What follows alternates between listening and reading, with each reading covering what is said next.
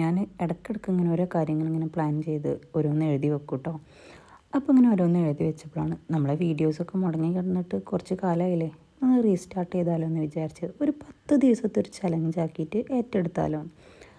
അപ്പോൾ പിന്നെ ആ കാര്യങ്ങളും കൂടി ഇതിൻ്റെ കൂട്ടത്തിൽ അങ്ങോട്ട് പ്ലാൻ ചെയ്തു കേട്ടോ. എന്താവും എന്തോ.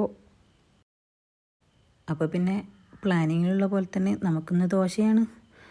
കാരണം മാവുണ്ടായിരുന്നു. അപ്പോൾ പിന്നെ എളുപ്പം ദോശയാണല്ലോ. യൂണിഫോമൊക്കെ ഇട്ട് മദ്രസയിലേക്ക് പറഞ്ഞയക്കുന്നുള്ളതാണ് ഫസ്റ്റ് ടാസ്ക്. ഇനിയാണ് നമ്മുടെ പരിപാടികൾ സ്റ്റാർട്ട് ചെയ്യാൻ പോകുന്നത്. അവർ വരുമ്പോഴേക്ക് 2 മണിക്കൂർ, ഇപ്പോൾ സമയം 7 മണി. ഇനി 9 മണിയാകുമ്പോഴേക്കും നമ്മൾ പരിപാടികൾ ഷെഡപ്പടേന്ന് തീർക്കണം.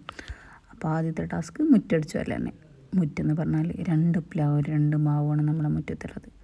അതുകൊണ്ട് തന്നെ ഫുള്ളായി നമുക്ക് അടിച്ചു വരാനുണ്ടാവും, എന്നും അടിച്ചു വരാനുണ്ടാവും. പക്ഷെ അതിൽ എനിക്ക് ഒട്ടും സങ്കടമില്ല കേട്ടോ.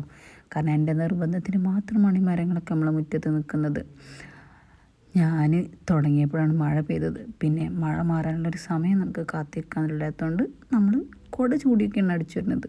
എന്തൊക്കെ നമ്മുടെ മുറ്റത്ത് നീട്ടിയിട്ട ചവിട്ടിയുണ്ടല്ലേ, നമ്മുടെ സിറ്റ് ഔട്ടിലുള്ള ചവിട്ടിയാണ്. പക്ഷേ അത് പണിക്കാരുള്ളതുകൊണ്ട് നമ്മുടെ സൈഡിലൊരു കെട്ടാനുണ്ടായിരുന്നു. അപ്പോൾ പണിക്കാരൊക്കെ വന്ന് സിമെൻറ്റൊക്കെ ആയി ഫുള്ള് ചളിയായതാണ്. അപ്പോൾ പിന്നെ നല്ല മഴയത്താകുമ്പോൾ നമുക്കത് കഴുകാൻ സുഖമാണല്ലോ. അപ്പോൾ നല്ല മഴയത്ത് അത് രണ്ടും കഴുകും. അടുത്ത് നമുക്ക് സിറ്റ് ഔട്ട് ക്ലീനിങ് ആണ്. ഈ മുറ്റം കഴിഞ്ഞ ഉടനെ സിറ്റ് ഔട്ട് ക്ലീൻ ചെയ്യുമ്പോൾ അതാണല്ലോ ഒരു എളുപ്പം. അപ്പോൾ നമ്മൾ വേഗം സിറ്റ് ഔട്ടും അതുപോലെ തന്നെ കഴുകിയിട്ടോ. നമുക്ക് കംപ്ലീറ്റ് വെള്ളമടിച്ച് കഴുകാൻ പറ്റില്ല, കാരണം ബാക്കി സിമെൻ്റ് അവിടെ ഇരിക്കുകയാണ്. ഇനിയും നമുക്ക് ഒട്ടും സമയം കളയാനില്ല, പെട്ടെന്ന് തന്നെ ക്ലീനിങ് പരിപാടികൾ തുടങ്ങുകയാണ്. നമുക്ക് ക്ലീനിങ് എനിക്ക് ഭയങ്കര ഇഷ്ടമുള്ളൊരു പരിപാടിയാണ് കേട്ടോ. പക്ഷെ നമുക്കൊരു ഒഴിവുള്ള ദിവസത്തിൻ്റെ പിറ്റേ ദിവസമാണ് നമ്മൾ ഈ പരിപാടിക്ക് നിൽക്കണമെന്നുണ്ടെങ്കിൽ നമ്മൾ ഫുള്ള് സമയവും പോയി കിട്ടും. ഈ സ്ഥലം പരത്തിയതിന് ആരെയും കുറ്റം പറയാൻ പറ്റില്ല, കാരണം ഞാൻ തന്നെയാണ് ഇവിടെ പരത്തുന്ന ആൾ കേട്ടോ.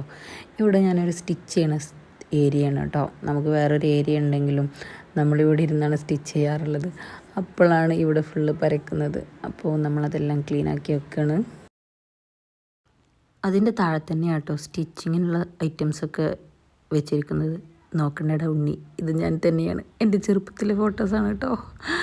അതിൻ്റെ അപ്പുറത്താണ് എൻ്റെ കുറച്ച് ഐറ്റംസ്, എൻ്റെ പിന്ന്, വാച്ച്, റിങ്സ് ഒക്കെ സെറ്റ് ചെയ്ത് വെച്ചിരിക്കുന്നത്.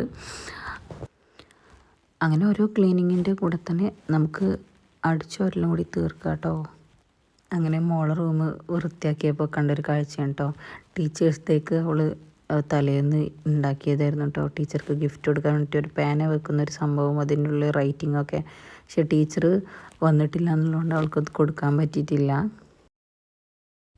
ഇങ്ങനത്തെ എന്തെങ്കിലുമൊക്കെ സ്പെഷ്യൽ ഡേയ്സ് ഉണ്ടാകുമ്പോൾ നമ്മളെ കൈകൊണ്ട് ഉണ്ടാക്കിയത് കൊടുക്കുമ്പോഴാണ് നമുക്ക് ഏറ്റവും വലിയ സന്തോഷം ഉണ്ടാവേണ്ടത്. കാശ് കൊടുത്ത് വാങ്ങിക്കുന്നതിനേക്കാൾ എത്രയോ ഇരട്ടി സന്തോഷമായിരിക്കും ആ കിട്ടുന്ന ആൾക്ക് ഇങ്ങനത്തെ ഓരോ സ്പെഷ്യൽ ഗിഫ്റ്റുകൾ കിട്ടുമ്പോൾ. കഴിഞ്ഞ തവണ ടീച്ചേഴ്സ് ഡേക്ക് കിട്ടിയ ഒരു ഗിഫ്റ്റാണ് കേട്ടോ ഈ സ്ക്രീനിൽ കാണിക്കുന്നത്. നമ്മൾ സ്കൂളിൽ കഴിഞ്ഞ തവണ ഒരുപാട് പരിപാടികൾ ടീച്ചേഴ്സ് ഡേൻ്റെ ഭാഗമായിട്ട് ഉണ്ടാക്കിയിരുന്നു, ഗിഫ്റ്റുകളും കാര്യങ്ങളൊക്കെ. പക്ഷേ അതിലേറ്റവും സ്പെഷ്യലായിട്ടുള്ളൊരു ഗിഫ്റ്റാണ് കേട്ടോ എനിക്കിത്. 5ാം ക്ലാസ് പഠിക്കുന്ന ഒരു കുട്ടിയാണ് എനിക്കിത് തന്നത്. ഐ ലവ് യു ടീച്ചർ എന്ന് പറഞ്ഞിട്ടാണ് കേട്ടോ ഈ ഒരു കുറിപ്പുണ്ടായിരുന്നത്.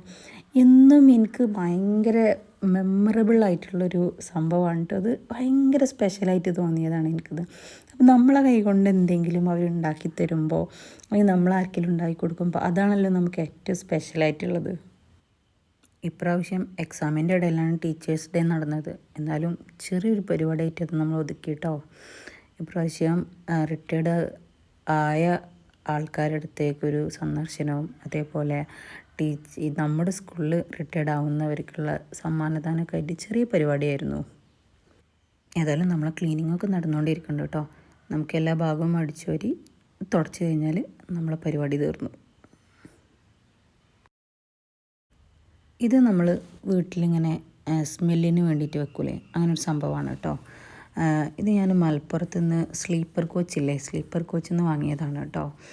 നമ്മുടെ ബൈപ്പാസിലാണുള്ളത് അത്. അപ്പോൾ അത് നമ്മൾ സ്പ്രേ ചെയ്ത് കഴിഞ്ഞാൽ ഒരാഴ്ചത്തേക്ക് നല്ല സ്മെല്ലുണ്ടാവും കേട്ടോ വീട്ടിൽ. നമ്മൾ വെള്ളം കുടിക്കണം കേട്ടോ. നമുക്കൊരു ദിവസം 3 ലിറ്റർ വെള്ളം കുടിക്കണം എന്നാണ് പറയുന്നത്, പ്രത്യേകിച്ച് ബ്ലഡൊക്കെ കുറവായതുകൊണ്ട്. അപ്പോൾ രാവിലെ പോകുന്നതിൻ്റെ മുന്നേ എന്തായാലും ഒരു ലിറ്ററിലധികം ഞാൻ വെള്ളം കുടിക്കാൻ ശ്രമിക്കും കേട്ടോ. ഇനി നമുക്ക് കിച്ചണിലേക്കാണ് നമ്മുടെ അടുത്ത രംഗപ്രവേശനം. പെട്ടെന്ന് തന്നെ ആദ്യം സാലഡിനുള്ള കാര്യങ്ങൾ റെഡിയാക്കി വെക്കുകയാണ്. നമുക്ക് ഈ വൈറ്റമിൻസും മിനറൽസും ഒക്കെ കുറവാണ് പോലും. ഇതൊക്കെ എവിടെ പോകുന്നത് അറിഞ്ഞൂടാ. ഏതായാലും നമുക്ക് ലഞ്ചിനുള്ള സംഭവങ്ങളാണ് കേട്ടോ. സ്കൂളിലേക്ക് കൊണ്ടുപോകാനുള്ളത് ആദ്യം റെഡിയാക്കിയേക്കാണ്. ഇന്ന് നമ്മൾ കഴിക്കാൻ പോണത് ABC ജ്യൂസും അതേപോലെ സാലഡുമാണ് കേട്ടോ. ഈ സാലഡിൽ നമ്മൾ നെല്ലിക്കയും കൂടി ചേർക്കുന്നുണ്ട് കേട്ടോ.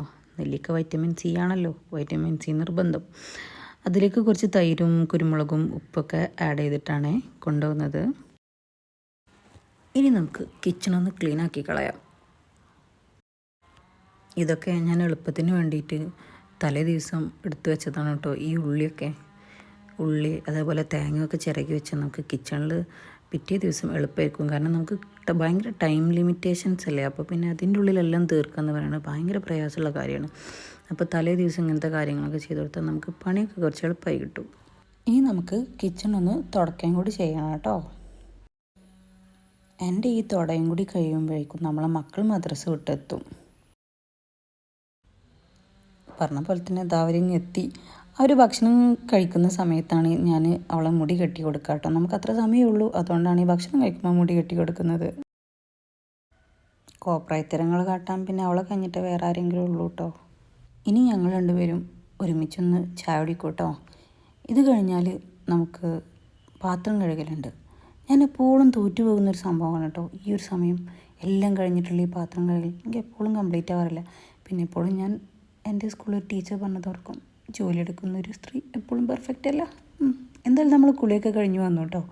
എല്ലാവരും ഒരുമിച്ചാണ് ഇറങ്ങുന്നുള്ളതാണ് നമ്മളെ ഏറ്റവും വലിയ പ്രശ്നം.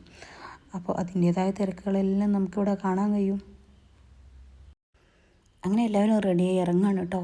ഞാനിന്ന് പോകുന്നത് സെക്കൻഡ് ടീച്ചറുടെ കൂടെയാണ് കേട്ടോ. അപ്പോൾ ഓക്കെ, അസ്സലാമു അലൈക്കും.